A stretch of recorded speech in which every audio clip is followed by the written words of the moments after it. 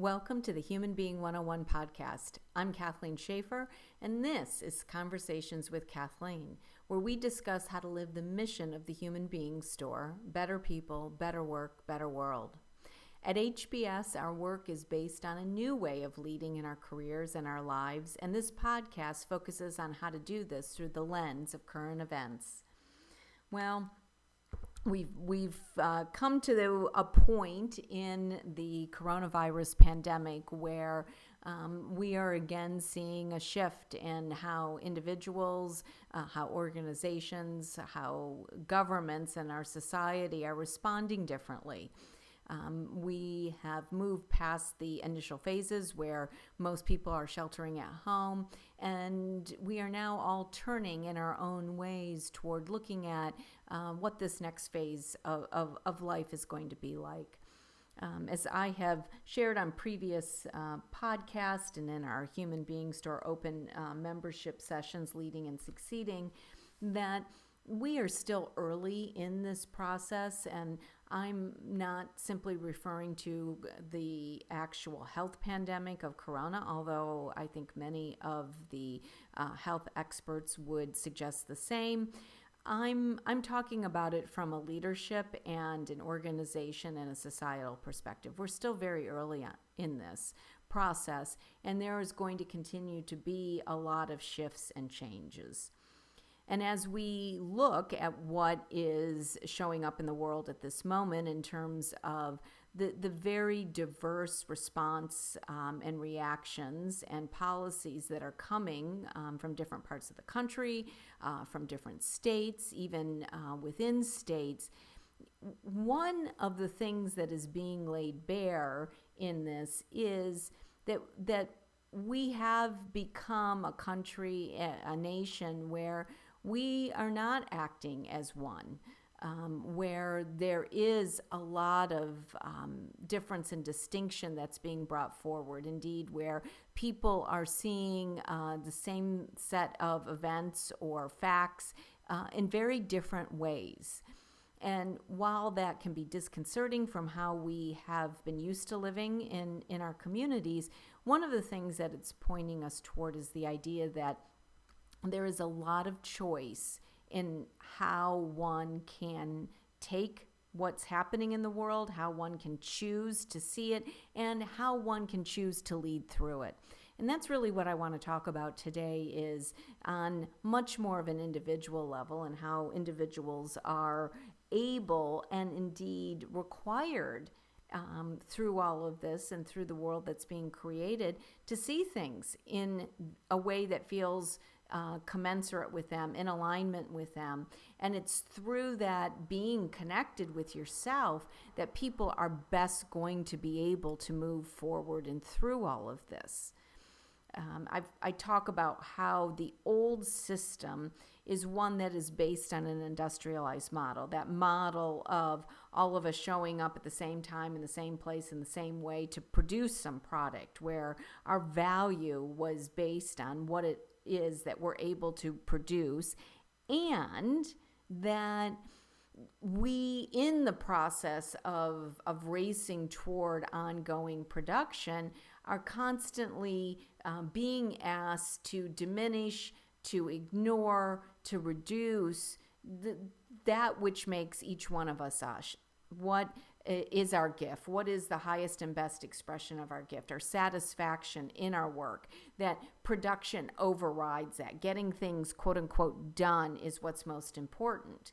Well, I mean, in what we're talking about today, isn't it interesting that, quote unquote, getting things done looks very different depending on where you are? In some places, people are saying, well, gosh, you should get back to work and get back into those restaurants and offices and retail places. And in other places, getting things done means staying at home. And so what we're seeing is that it's all a choice. It always has been a choice. It's just that the systems that have held it together are indeed crumbling before us. So what can you do as an individual? The first thing that I'm going to suggest is that there's a way to begin to understand and see that things are choices. Conscious choice is one of the key leaderships that we talk about here using the leadership connection model. But I just want to give you some frameworks for how to look and be able to observe an old system framework versus a new system framework, and to be able to become much more mindful about the choices that you're making. In the old system, there was a lot about we had to hoard our resources. We had to protect it. We had to make sure that, when bad things happened, that we had enough. And, again, one of the things that we're seeing is whether it's, toilet paper or food or medical supplies, that, there can be circumstances that happening where no amount of preparation can fully prepare you for what you need. And so there has to begin to be a bit of new system trust that you are able to secure the things that you need. And one of the things that has happened is that, in bright spots, people have been able to secure what they need. Not everywhere, not all the time. But hoarding also didn't protect people from having enough. And so again, that old system of needing to hoard and protect versus the new system of orienting toward trusting that you're going to be able to figure out how to get what you need, whether the demand for it goes down or your ability to secure it is there when you need it. Another way to think about how the old system and the new system come together is this idea of hard work. I have to work hard, that I have to keep doing things. I hear this constantly as people come in and discuss what's going on in their work. I have to show value. I have to be able to, convince others that what I'm doing is worthy of a paycheck. Well, that hard work is that old assembly line model. And, what we're being called for and forward and through at this moment is the idea that it's really not about the hard work. It's about the smart work. It's about being able to trust that you can get done what needs to get done. I read an article out of the New York Times this morning that was talking about the disequilibrium between parents at home and their work, and how the female writer was suggesting that through various forms of evidence in terms of writing and research papers and whatnot, that women at home now, particularly obviously those with children, are not producing, quote unquote, as much as their male counterparts, their partners or their male colleagues. And while this certainly is true, and it is no revelation to anyone that most of the time disproportionately women do come forward in the home in terms of that, there's a choice about how you see that. And one of the opportunities that I feel that is here in terms of really moving forward as a society to value everyone equally is that production and value and a paycheck can, and I would suggest would be best to not simply be valued by the quote unquote hours of production you put in at the assembly line, rather by the value of what is contributed. And that does not have to equate only to time. Now, there's probably a whole other podcast I could talk about in terms of, looking at the role of mothers and caretakers and how we need to value that more in society. And what I'm suggesting here at this moment is that if we're going to get there, part of it is going to be using moments like this to say that production and value are not the only ways of measuring it, that there are ways of being able to look at it beyond showing up at the assembly line and cranking things out. And, what is the insight? What is the ability to support and shift others as they are out engaging in the world? That there's different ways to value things. It's a big one for us to take a look at. I feel like another one that I have heard come up quite a bit is this idea of there's a right way and a wrong way.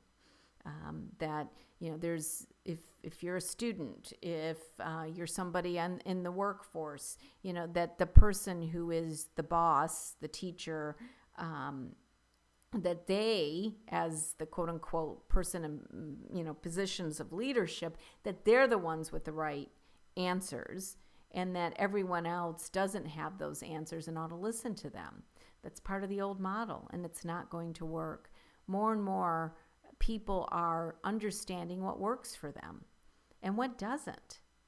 And being at home during coronavirus is going to be one of these moments when people are going to have the opportunity to see that they don't want to work in these old industrial ways any longer, and that they are indeed yearning for greater expressions of themselves, for that ability to put their gift out into the world and to lead.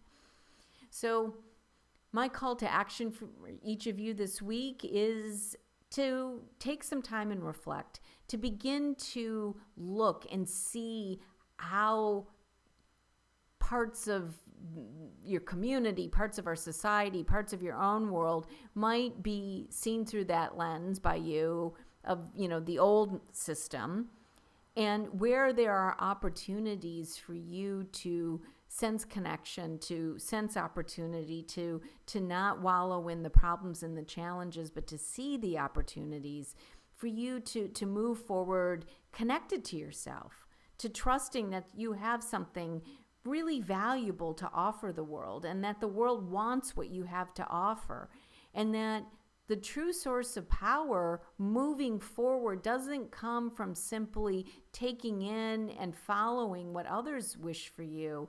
It's really knowing and connecting to your own power and how best that you can go out and offer it in the world, connecting with others who, want the same with and for you. It's a whole different way. And if you think that any of the old system is going to continue to work moving forward, keep reading the headlines. And if you feel like any of that is really working, then let's have another conversation. I'm always interested in hearing from you. You can reach out to me at Kathleen@humanbeingstore.com, because I am seeing the dissolving of this old system. And, while it's a new adventure for all of us, there is so much opportunity and promise in creating the new. That's what we discuss each weekday at our open membership sessions, which we invite you to. If you're interested, please reach out to us at hello@humanbeingstore, and I'll look forward to talking with you next week. Thank you.